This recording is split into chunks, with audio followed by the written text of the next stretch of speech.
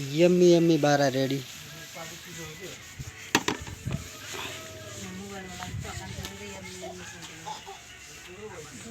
के भन्छौ मगर्नेहरूले मगर कुरामा?